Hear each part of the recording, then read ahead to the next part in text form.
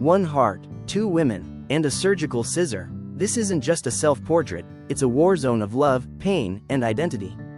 This is Frida Kahlo, and this is her story. Frida Kahlo, the most iconic female artist in history. She didn't paint pretty, she painted pain. At 18, a horrific bus accident left her in lifelong pain. But Frida turned that pain into art.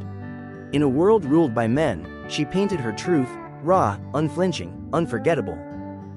After a messy breakup with Diego Rivera, Frida painted her greatest work. The Two Fridas. Two versions of herself, one loved by Diego, the other abandoned. One wears a European dress, heart bleeding. The other, a proud Mexican, heart intact. Both are connected by a single artery. This painting was almost life-size and was her largest painting. The main reason behind this was that she was advised that larger canvases are a commercial success. But why did this painting become so iconic? For that we first need to explore a bit of her background. She was born in 1907, to a German father and a Mexican mother.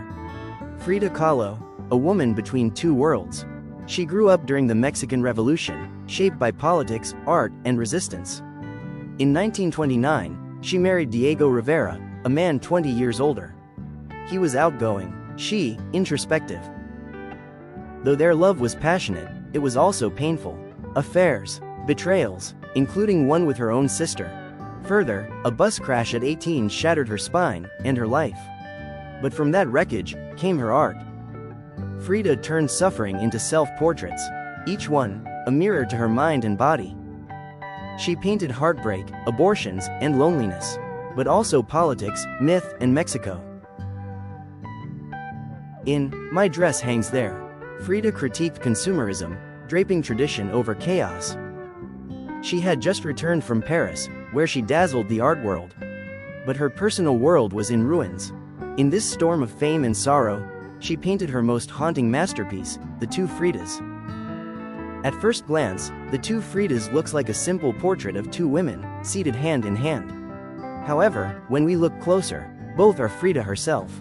One wears a European-style white dress, a nod to her German father's heritage. Her heart is exposed and cut open, its arteries clearly visible. In her hand, she holds a pair of surgical scissors, severing the blood vessel that once connected her to the other Frida. Blood drips onto her pristine dress, staining it, like innocence lost. The other Frida, dressed in bright, traditional Mexican clothing, represents her maternal lineage, her indigenous roots. She appears healthier, calmer, holding tightly onto a small portrait of Diego Rivera, the man she loved, even as he betrayed her. Above them, the sky is stormy, a brewing emotional tempest. Below, the brown ground feels bare, unresolved. But what does it mean? Some say it reflects her fractured identity, torn between her European and Mexican heritage. Others see a metaphor for her broken marriage, the Frida Diego loved, and the one he rejected.